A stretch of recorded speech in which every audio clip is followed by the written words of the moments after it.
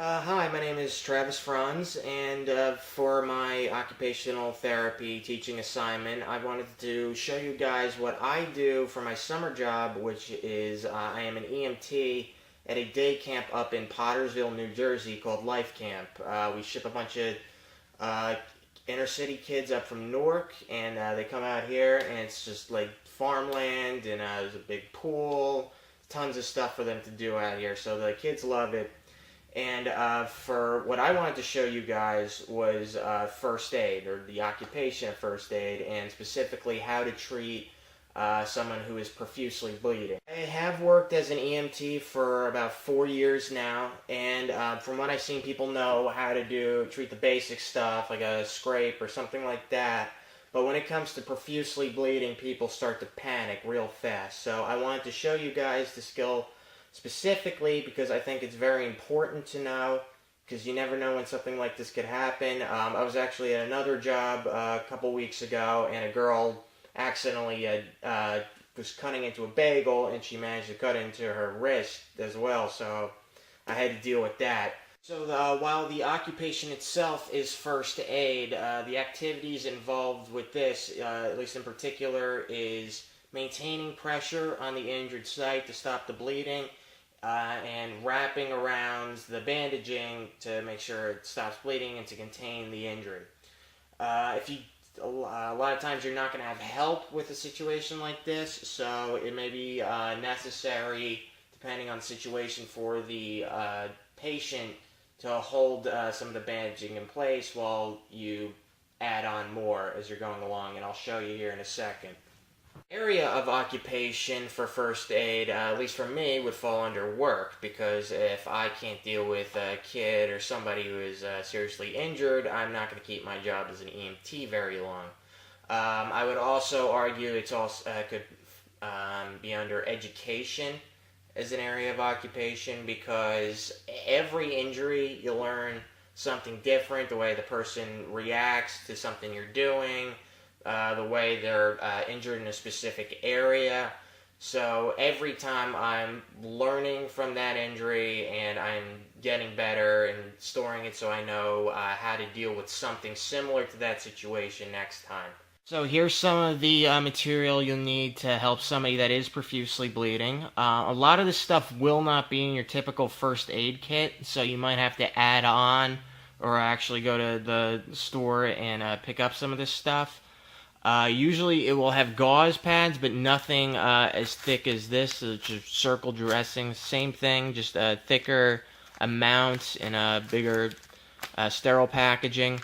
These are gauze rolls, which you'll not see in a first aid kit, but that's really what you need in order to wrap around the injury to keep the bleeding contained. Also, first aid kit will probably have a couple pairs of latex gloves or nitrile gloves. Tape doesn't matter really what you use as long as it works. This is cloth tape. 3D tape, also 3D medical tape, also works well. It's what I usually go with. This is dressing to go around the injury once you've completely covered it in gauze and have stopped the bleeding. Here's the stuff you can use if you don't have access to the gauze material I just showed you. A first aid kit should usually have a crevasse in it, which is it's called triangle bandaging, and it's just in a tight, sterile packaging.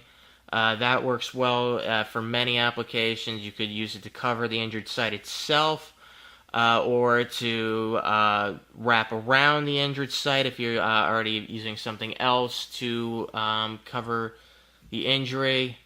And it can also be used as the component to make a makeshift tourniquet.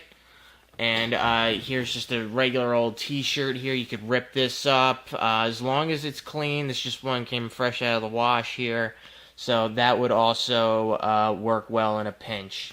Okay, so this is how you do it. Let's consider mine here is profusely bleeding from the arm here. So I marked it like that over here.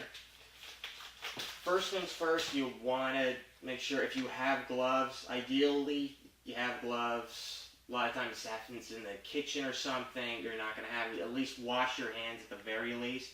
First thing you want to do, apply direct pressure to the injured area. That'll stop the bleeding at least a little bit. You want to put as much pressure as you comfortably can to stop the bleeding.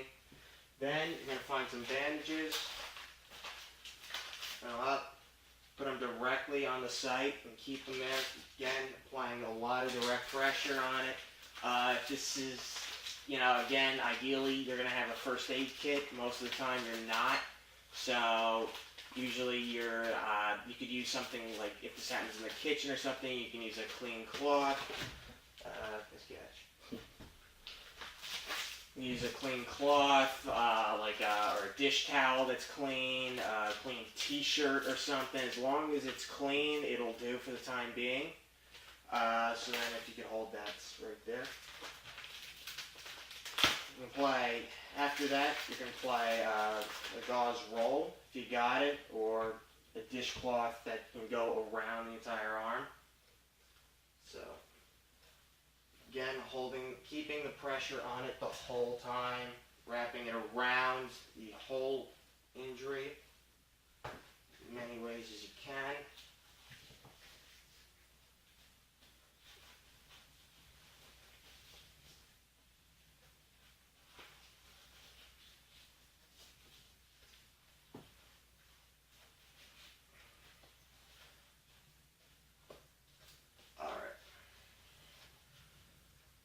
So that's how it's going to look after the first sort of set there. Then you want to try and keep the arm up above the heart, keeps less blood flow going in. That way gravity can help us instead of work against us, especially if it's something like an artery cut or it's just spurting out like crazy. If you have it above the heart, definitely helps out.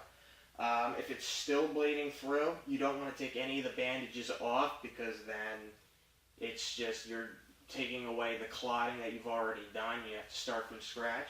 So again, if you can hold that right there. So basically you just keep adding on to what you got. Again, applying direct pressure to the wound. And another roll here.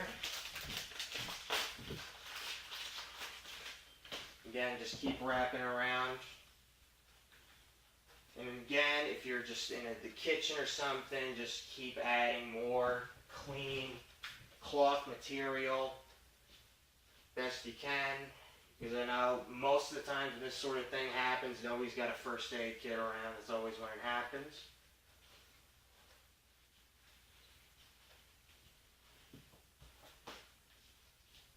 So again, should look like that. You can even tape it up if you want. Just keep holding that. This tape's going to help keep the bandaging there. Or if you have some Gel wrap, you can use that. Just keep wrapping that around, and that'll definitely hold the bandaging there even tighter. Make sure less blood gets out and gets less of a mess if it is really bad of an injury. Keeping the arm up the whole time. Just leave it like that for now. So yeah, that's usually at this point it should stop the bleeding. He's ready to get packaged to the ER so they can fix him up. So that's best case. Looks just like that. Hopefully they can stop the bleeding there and deal with it. If it's a worst case scenario sort of thing, like let's say Brian chopped his entire hand off and he's gushing blood anywhere, nobody really recommends this unless part of the limb has already been sacrificed sort of thing. You can make your own sort of tourniquet. And let me get a marker here. So really this would just be another cloth and any sort of marker you can use, or a pen. And what you do is you grab it up here with the bicep and you just tie it around.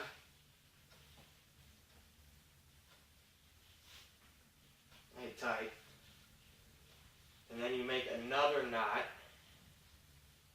so you just like tying your shoes.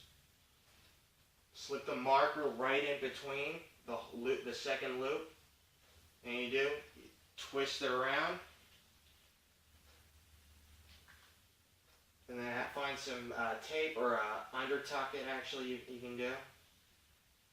But yeah, Ryan can see it's really cutting off blood flow now. So if I kept turning it, eventually it would stop bleeding, and you'd lose a lot of pressure in his arm. So then you would just pretty much undertuck it in here, and that would hold it, so less bleeding would happen. I'm not going to do that, but once you do, just mark it with another pen, well, what time the tourniquet was applied. You never want to take a tourniquet off and let it go, because once you do, all that blood that's been stopped is going to go flying out like a firing hose, like a fire hose. Okay, and this is what the bandaging would look afterwards. Just really compressed. Always keeping pressure right on where the wound site is, right here. Like, that's the most important part. As long as you're keeping pressure on that site, less blood can get out, less chance of him going into shock or something, God forbid. Okay, so I hope you guys learned a lot. That about wraps it up. I hope you learned enough that if this situation does happen unexpectedly, nobody has a first aid kit, that you know enough that you can improvise enough to hold out until the EMTs actually arrive with the more sophisticated equipment.